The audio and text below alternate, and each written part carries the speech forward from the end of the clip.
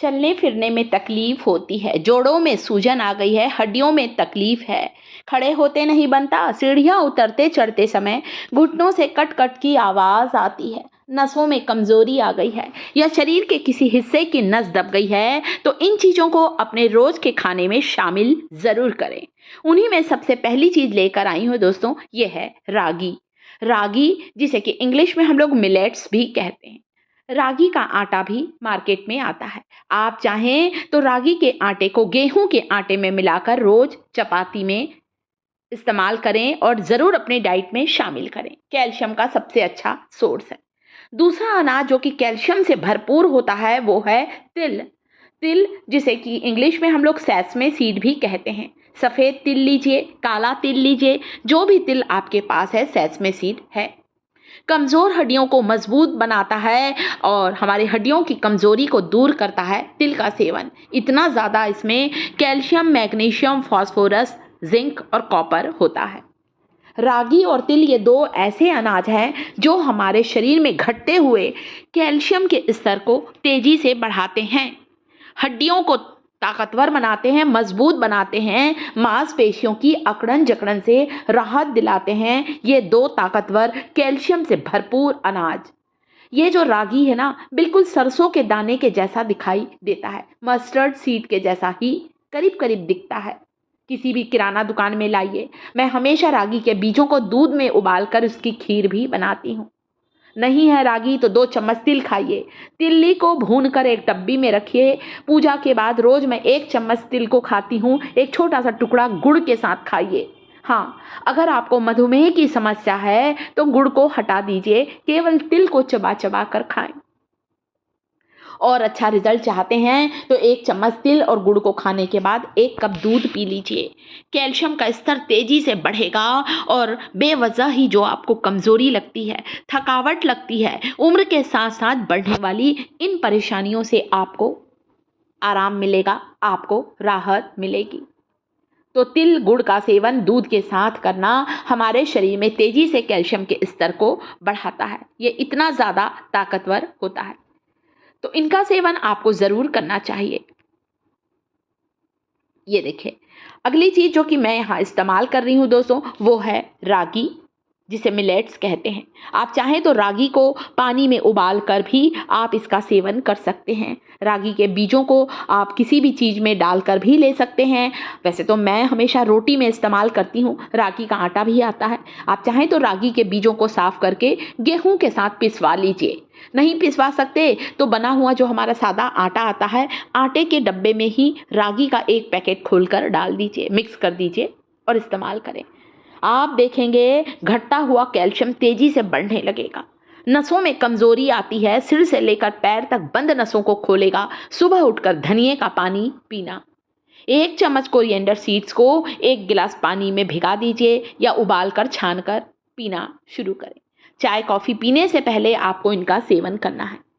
आप चाहें तो कोरिएंडर सीड्स के साथ ही साथ आधा छोटी चम्मच अजवाइन के दाने भी डाल दें।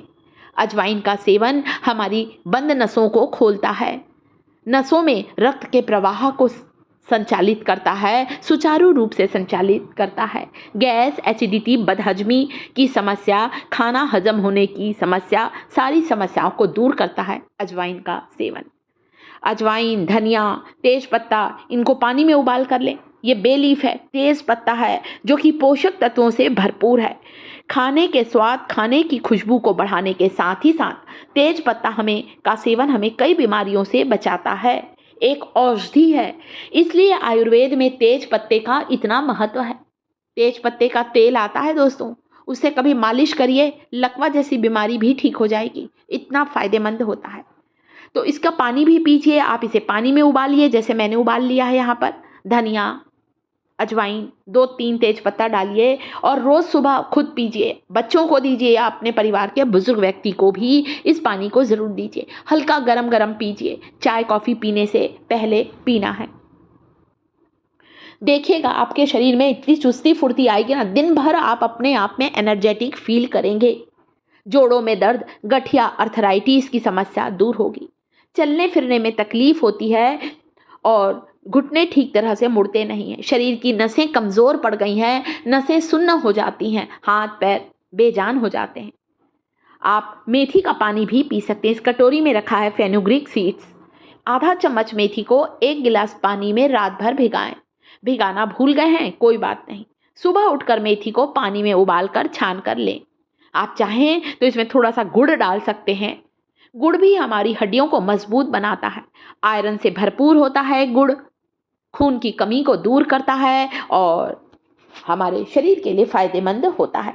ज़रूरी नहीं बहुत महंगी चीज़ों का सेवन करें। यह है मूंग, खड़ा मूंग। जब भी कोई भी दाल खाएं, कोशिश करें छिलके वाली दाल का इस्तेमाल ज़्यादा करें। ये छिलके वाले मूंग हैं, इन्हें ज़्यादातर मैं अंकुरित करके रखती हूँ। आप भी इस तरह से स्प्राउट करें।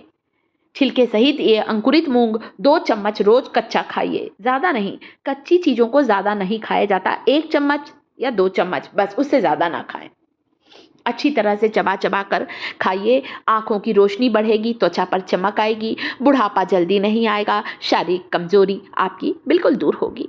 आप पूरे समय अपने आप में चुस्ती फुर्ती महसूस करेंगे। आप चाहें तो पानी में भिगा हुआ चना भी खा सकते हैं। चने को भी आपको क्या करना है, यहाँ पर थोड़ा धो लीजिए, पानी में भिगा लीजिए और फिर चने का सेवन भी आप यहाँ पर कर सकते हैं पानी में भिगाकर। मेथी का पानी पीजिए सुबह उठकर खाली पेट। जैसे मैंने आपको मूंग को अंकुरित करके बताया, आप चने को भी अंकुरित करके खा सकते हैं। इस तेल को ध्यान से देखिए जिसमें मैंने कपूर का इस्तेमाल किया है। यहाँ पर मैंने लिया है भीमसेनी कपूर। मेथी, कलौंजी, सरसों का तेल और भीमसेनी के कपूर डालकर इस तेल को बनाकर रखें।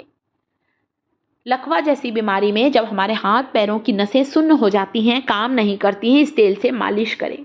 जोड़ों में दर्द है, मुड़ते नहीं हैं जोड़, इस तेल से मालिश करने से आपको जॉइंट पेन, गठिया आर्थराइटिस से आराम मिलेगा। कैसी लगी इन्फॉर्मेशन? अच्छी लगी है वीडियो को लाइक करें, शिखास किचन चैनल को सब्सक्राइब करें।